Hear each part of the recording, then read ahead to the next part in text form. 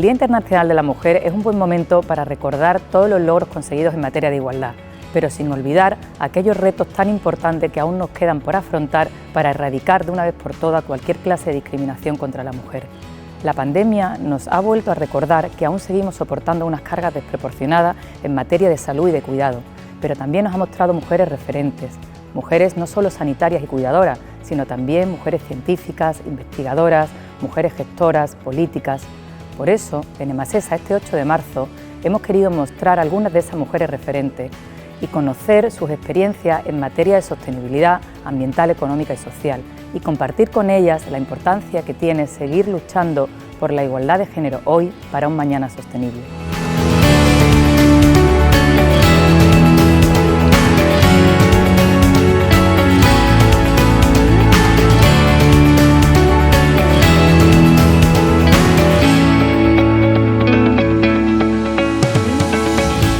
¿Tú crees que el cambio climático nos afecta de manera diferente a las mujeres y a los hombres?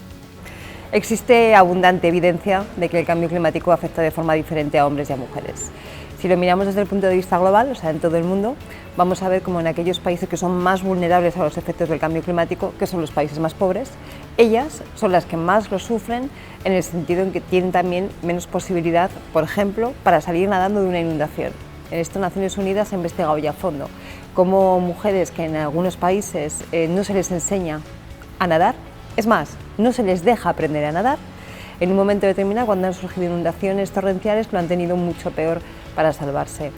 Sufren también las consecuencias, por ejemplo, de las sequías. Son países en los que las mujeres son las últimas que comen, y comen si queda comida, si no queda comida no.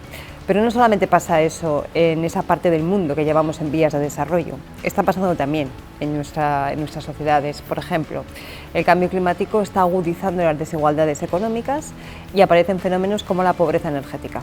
Bueno, pues aquellos hogares que están formados con una mujer con hijos a cargo, es decir, hogares monomarentales, están sufriendo de forma muy especial los fenómenos de la pobreza energética, tanto en invierno, que no consiguen calentar adecuadamente sus casas, como en verano, que no pueden mantener una temperatura de confort. Y eso directamente va asociado a enfermedades, a problemas de salud, a incomodidad y, en definitiva, pues hacer la vida más dura. Por lo tanto, sí, existe evidencia de que el cambio climático está afectando de forma diferente a hombres y a mujeres. Cristina, quería preguntarte qué medida o espacio de empoderamiento se podían impulsar para la participación de las mujeres en la conservación del medio ambiente. En el fondo deberíamos preguntarnos casi al revés, ¿no? ¿Por qué no hay espacios en los que las mujeres participen en la conservación de los temas de medio ambiente o en el resto de elementos públicos, ¿no? Cualquier espacio, cualquier ámbito de toma de decisiones, de deliberación, de participación, de acción, lo que sea, cualquier espacio que no tenga incorporadas mujeres está dejando fuera el 50% de la población. Las mujeres no somos una minoría, las mujeres no somos un colectivo especial minoritario que haya que proteger, para nada, somos el 50% de la población. Por lo tanto, yo creo que la pregunta hay que darle un poco la vuelta, ¿no? Y decir, ¿cómo es posible que haya espacios donde no esté representada nada menos que la mitad de la sociedad? El otro día aparecían unas imágenes de la ronda de negociación entre Rusia y Ucrania, de la primera reunión de negociación, donde toda la mesa, habría aproximadamente unas 12-14 personas, eran hombres.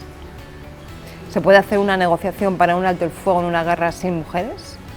Pues desde luego no parece que sea justo en absoluto. Y a juzgar por el resultado de la reunión, eficaz tampoco. ¿Crees que existe una especie de sensibilidad en ciertas temáticas en las que las mujeres tenemos una voz más distintiva?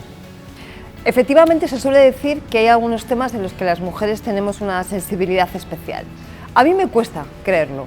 Sin embargo, creo que hay explicaciones que ayudan a entender que se piense eso. Pero no porque haya una determinación genética, porque seamos mujeres, sino porque históricamente hemos sido las que hemos cuidado en casa.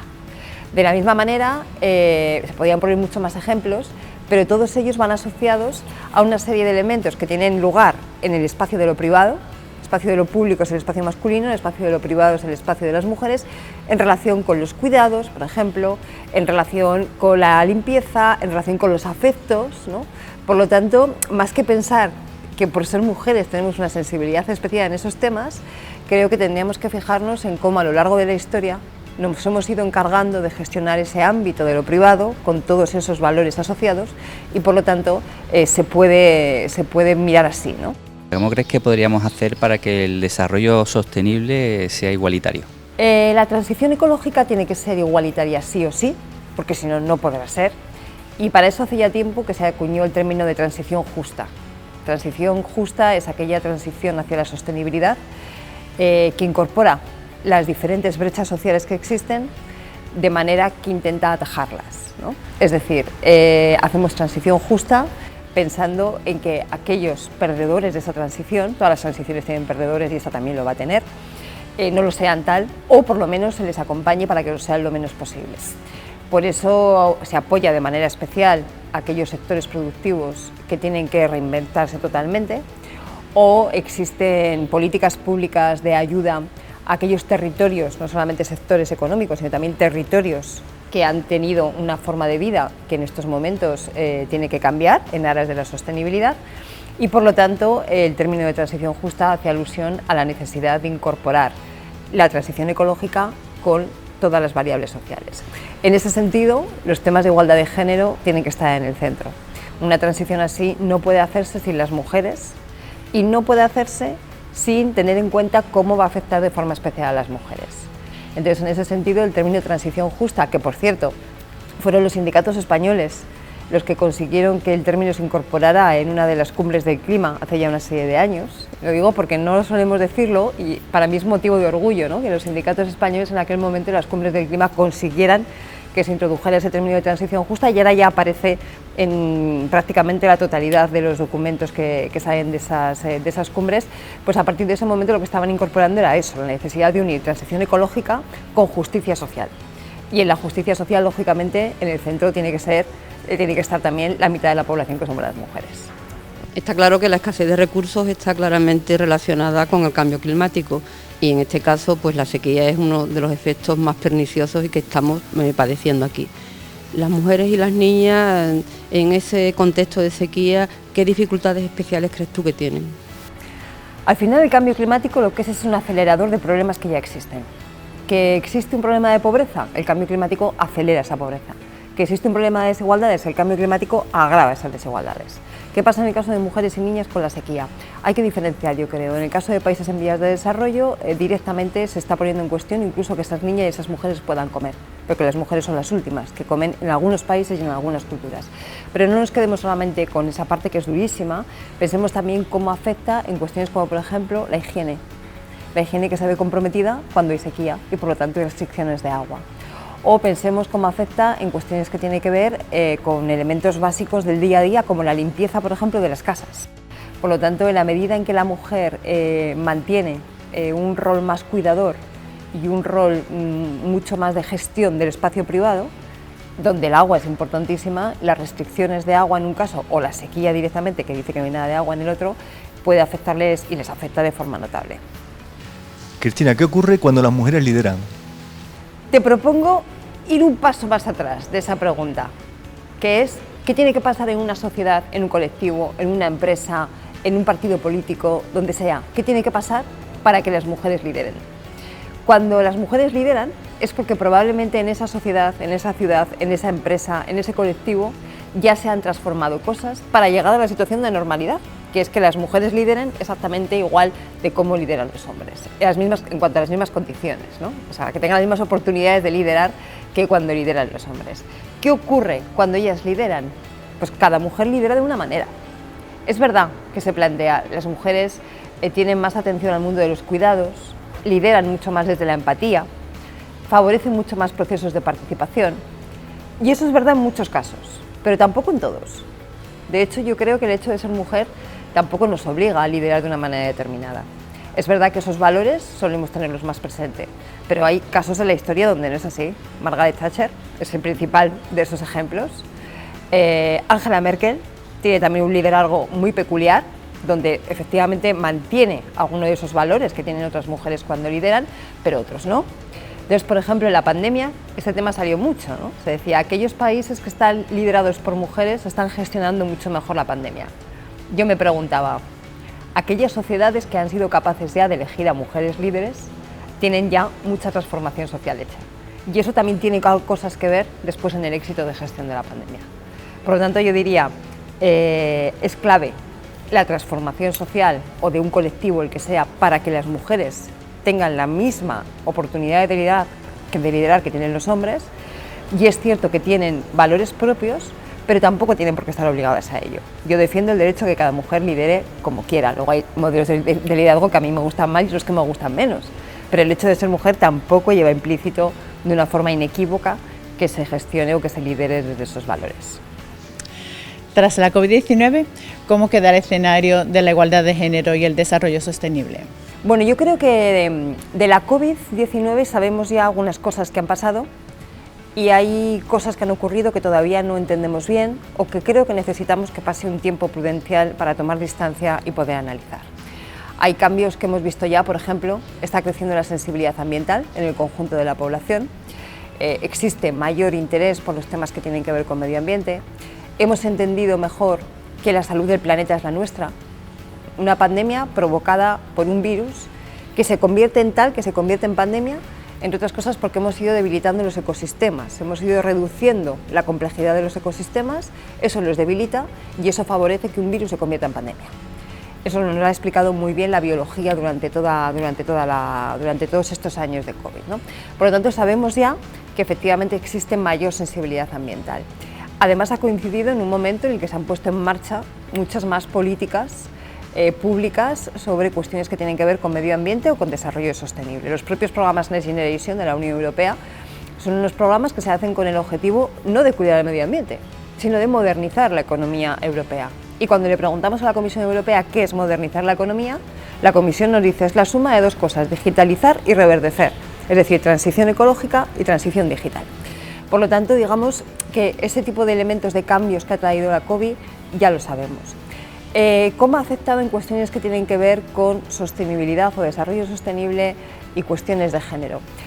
Como comentábamos antes, al final el reto ambiental o la crisis climática en concreto lo que está haciendo es añadir un grado de dificultad social, añadir un grado de problema, acelerar los problemas a todos aquellos hándicaps que ya existían.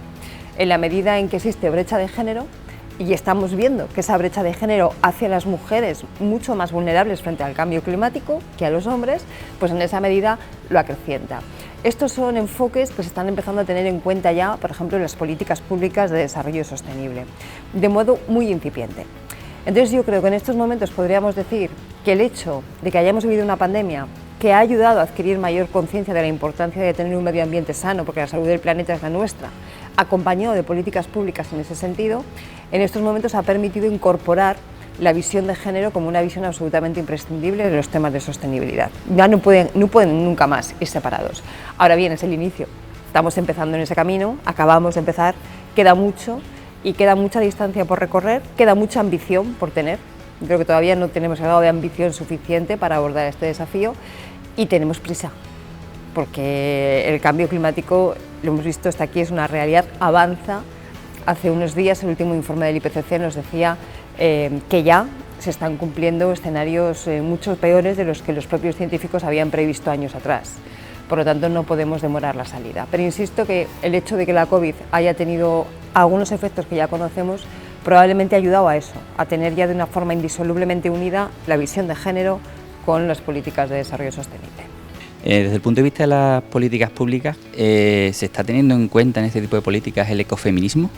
Y por otro lado, ¿crees que esto se traslada a la sociedad? Desde el punto de vista de las políticas públicas se empieza a incorporar efectivamente una visión ecofeminista, se empieza a entender que son dos ámbitos de transformación social que tienen que ir de la mano, que no pueden ir separados, ¿no? Y se empieza también a entender algo fundamental, y es que el feminismo y la ecología y el ecologismo tienen mucho en común. Para empezar, una palabra clave que es cuidar, ¿no? La ecología cuida el planeta, el feminismo es el que ha puesto el énfasis en la necesidad de que nos cuidemos, ¿no? No digo de que unos cuiden a otros, digo de que nos cuidemos con todo lo que eso supone. Y también en el cuidarnos, también está la calidad del medio ambiente, también está el velar por la salud del planeta, que forma parte de la nuestra. Por lo tanto, se empieza a incorporar de una forma más o menos clara en las políticas públicas, se empieza a incorporar también, por ejemplo, en las estrategias de algunas empresas, o sea, también el sector privado ha empezado a entender este tipo de cuestiones, Y en el ámbito de lo social, efectivamente ha habido un acercamiento muy importante entre el movimiento feminista y el movimiento ecologista en los últimos años, donde ese tipo de reflexiones forman ya parte del discurso tanto de uno como de otro. Hace apenas unos años hablar de ecofeminismo quedaba reducido a una parte muy pequeñita de la sociedad, incluso a una parte muy pequeña tanto del movimiento ecologista como del movimiento feminista. Sin embargo, de 6-7 años a esta parte, el término, y no solamente el término, sino lo que supone, lo que hay detrás, ¿no? Toda la teoría y toda la visión de ver el mundo que hay detrás, es verdad que ha permeado ya al conjunto de los movimientos sociales. El siguiente paso es que permea al conjunto de la sociedad y estamos en el camino de eso. Estamos en estos momentos, yo creo que avanzando. Ahí también la COVID ha podido ayudar a entender que efectivamente esto es así. Vivimos en momentos sociales donde tenemos mucho miedo, donde tenemos mucha incertidumbre, donde aparecen riesgos que conocemos y otros que no conocemos, pero que nos tienen inquietos, ¿no?, de alguna manera, y por lo tanto la clave del cuidar es absolutamente fundamental para cualquier estrategia pública, privada, social, da exactamente lo mismo. Necesitamos propuestas que ayuden a que la sociedad se cuide, y cuidando por tanto también el medio ambiente como el entorno, ¿no?, el ecosistema donde vivimos. Entonces necesitamos, yo creo, propuestas en ese sentido y efectivamente eso se va imbricando cada vez más y se va avanzando cada vez más.